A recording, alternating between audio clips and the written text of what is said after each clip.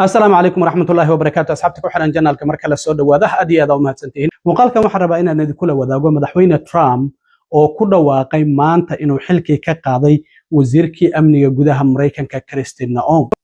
وحنقولنا هاي عدد حوجن أي صارنا هوين إذن أيد لبدي معلومات إلى صودا في حتى سندكو أي سؤال لحرير الشقة إذا أي ويدين يد هذا ترامب يوكب الدلي وان إذن لو ذا جيا يمحيهن وحيابها السبب صدي الشقة إذا أما إني حلك هذا وايسو وزيرك أمني جودها كريستين نعوم أرمها سوء إذن أياد إذن لو ذا جيا balsamarka hore soo dhawaada maalmihii u dambeeyay waxa cadaadis xoogan oo saarnaa ama baan iraado bilihii u dambeeyay wasiirka amniga gudaha Mareykanka Kristi Noem haweeneydan waxay noqotay wasiirkii ugu horeeyay ee Trump xilka uu ka qaado golihiisa wasiirada ilaa iyo markii uu magacaabay Trump afartiisii sano hore waxaan ogeyn in xilka qaadistiisu ay aad u badnayd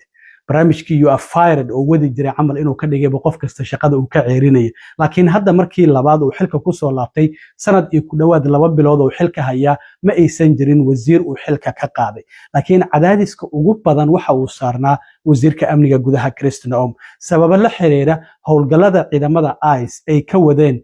magaalooyinka kala duwan ee gobolada Mareykanka haba ugu badnaato tii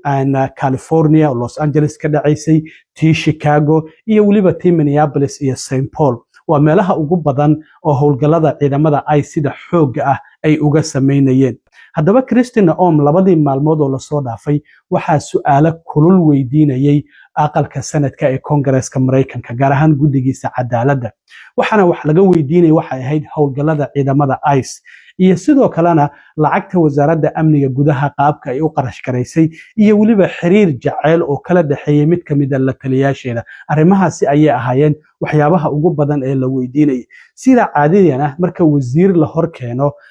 mid kamid ah labada aqal oo Congress-ku ay su'aalo weydiinayaan xisbiga uu ka tirsan yahay waxa ay la saftaan isaga laakiin waxa la arkay xubnaha Republicana oo ugu baaqaya Kristi Noem inay iscasisho waxa kamid ah Tom Tillis oo North Carolina laga soo doorto rajana aan kala hayn oo basheegaba inuu doorasho kale mar dambe uusan tartami doonin maxaa yeelay Trump iyo isaga waxay isku la dhaceen arintii Epstein file sida darteed ma tartamaya ayuu yiri marka waxa ay ahayd in uu talaadadii ugu baaqay inay iscasisho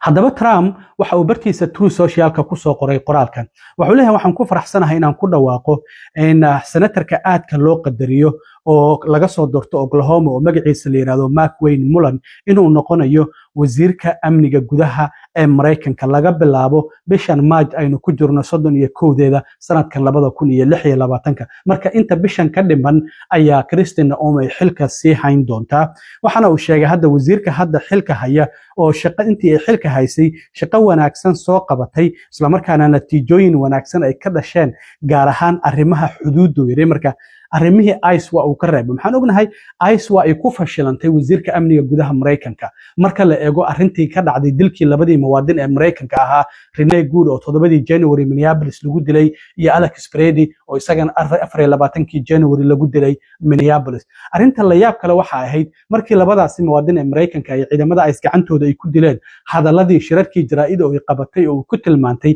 inay ahaayeen argagaxiyaal gudaha ah arrintaasi xitaa xubnaha Republicanka qaarkood ee shacabka Mareykanka iyo guud ahaan caalamka waxay noqotay mid aan ka gatamaynin Trump markii dambe oo cadaadisku uu kordhay waa kii awoodaheeda yareeyay wasiirka amniga gudaha Kristi Noem isla markaana Minneapolis ama Minnesota u diray Tom Harman oo u qaabilsan arrimaha xuduudaha iyo masaafurinta taasi oo sababtayba markii dambe ciidamadii ICE in laga soo qaado gobolka Minnesota gaar ahaan magaalooyinka mataanaha ee St Paul iyo Minneapolis marka Trump waxa uu leeyahay marka wax wanaagsan ay ka qabatay arrimaha xuduudaha haddana waxaan u wareejinayaa ayuu xilkan waa xil cusub oo aan horay u jirin marka maadaama wasiirkan ay horay gudoomiyaha gobolka ay soo Dakota u ahaan jirtay Trumpna ay ku soo biirtay gulihiisa wasiirada in meel banaan ay dhacdo ayuu diidaya marka xil ayuu u barbaaray waxa uu yiri waxa aan ka dhigayaa in ergeyga qaaska ah ee difaacista shacabka Mareykanka marka arrimaheena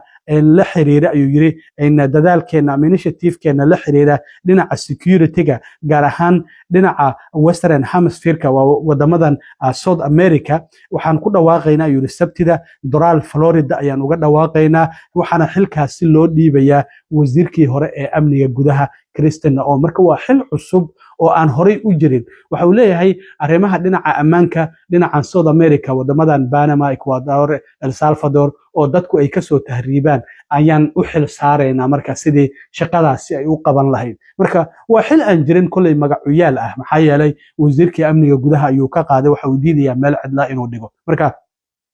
Trump sidaasi ayuu leeyahay marka waxa uu sheegay waxa uu amaanaya marka ninka xilka uu dhiibay oo wasiirka amniga gudaha uu ka dhigay oo senator Oklahoma laga soo dooranayo McWayne Mullen la yiraahdo waxa uu yiri 10 sano ayuu ka soo mid ahaa aqalka wakiilada ee Congress-ka Mareykanka 3 sanana aqalka Senate-ka ayuu ka mid ahaa shaqo wanaagsan ayuu soo qabtay inta uu xilalkaasi gobolka Oklahoma u hayay waxa uu leeyahay 17 degmo waa uu ku guuleystay dhamaantoodba 2016 20 iyo 24 marka waa taageero weyn oo maaga ah ayuu leeyahay waa nin xigmad badan ayuu leeyahay waa nin geesi ayuu leeyahay shaqadiisana ka soo bixi kara ajendaha aan aaminsanahayna oo aaminsan oo ah America First agenda ayuu ila aaminsan yahay markasta badanta Mareykanka in laga hormariyo danaha kale marka sidaas ayuu u amaanaya ninka xilka uu dhiibay waxana uu leeyahay wuxuu ka shaqeyn doonaa sidii uu xadkeena amaan uga dhigi lahaa in dambiyada dhinaca dadka soo galootiga ay galayaan oo u joojin lahaa dadka kuwa dilayaasha ah iyo kuwa sidoo kalena wadanka sharci darrada ku soo galay iyo sidii dhama arrimaha draagiska uu wax uga qaban lahaa marka si aad ayuu u amaanay ninkaas ayuuna xilka u dhiibay xitaa qaar kamid ah senataradu waa ay soo dhaweeyeen maxaa yeelay waxa ay dalbanayeen Kristen Noem inay xilka ka degto waxay leeyihiin xitaa McWayne Mullen waa naqaanaa senatarkan waana ku faraxsanahay in loo dhiibo senator Kennedy ayay kamid ahaa iyo senataro badan ayaa arintaasi si aad ah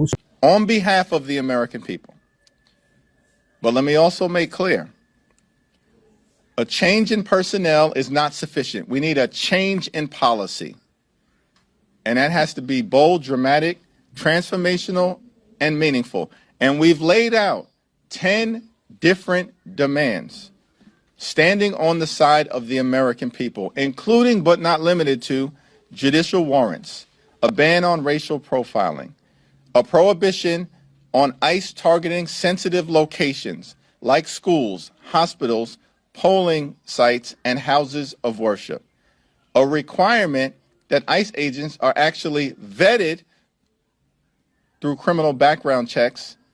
and actually trained. The implementation of a prohibition on the excessive use of force, which we've seen horrifically been unleashed on the American people. And of course, a requirement that ICE agents who break the law can be criminally investigated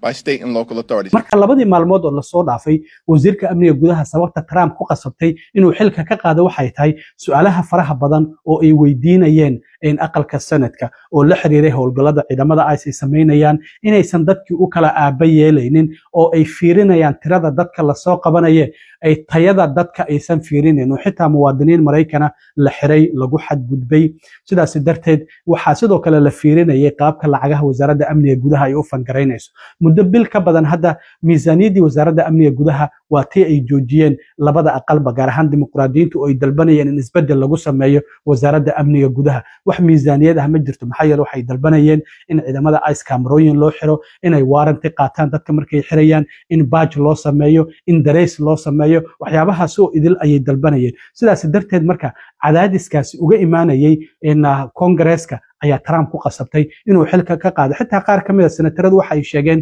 inuu Trump soo wacay gaar ahaan kuwa Republicanka oo kala tashtay senatarkan uu magacaabay hadda wasiirka amniga gudaha u magacaabay McWayne Mullen senator Kennedy ayaa kamid ah oo dhahayo waan kula taliyay waxaan iri waa nin fiican xilka waad u magacaabi kartaa marka su'aashan ayaa shalay la weydiiyay oo 4 bisha xildhibaanada laga soo doorto in labada aqal ayaa su'aalaha weydiinaya sanadku waxa ay weydiiyeen in talaadadii arbacadii oo shalay ahaydna waxa weydiiyay aqalka wakiilada ayaa su'aalaha weydiinaya marka xildhibaanadan oo laga soo doorto California ayaa waxa ay weydiisay wasiirka amniga gudaha shalay xiriirka jaceyl iyo waliba in ay galmo xitaa wada sameeyeen oo kala dhaxayay mid kamid ah la taliyaasheeda oo Corey Lewandowski la yiraahdo waxa la weydiiyay ma jira in fal galmaha uu dhaxmaray arintaas xitaa ninkeeda ayaa fadhiyay meesha waa ay ka carootay waxayna tiri waxyaabaha qashinka warbaahinta ay tabinayeen gudoomiye in la igu weydiiyo halkan diyaar uma ahay ninkaas waxa uu shaqeeyaa waa shaqaale qaas oo dawladda aqalka cad ayuuna u shaqeeyaa kumanaanka aqalka cad u shaqeeysa ayuu kamid yahay marka xitaa xildhibaanada waxay tiri waan ogahay su'aashan inay ku dhibayso laakiin muhiimaddu waxay tahay inaad ka jawaabto su'aashan bal doodii dhaxmartay iyada iyo sidoo kalena xildhibaanada markii su'aashaasi la weydiinayay sidan ayay wax u dhaceen. So Secretary Noem, at any time during your tenure as Director of Department of Homeland Security, have you had sexual relations with Corey Lewandowski? Mr. Chairman, I am shocked that we're going down and peddling tabloid garbage in this committee today. He is a special government employee who works for the White House. There are thousands of them in the... Time belongs to the gentlelady from California, but it'd be nice if you would let her respond. I will. aad iyo aad u mahadsantihiin asxaabta intaan mar kale kulmi doono nabadgelyo.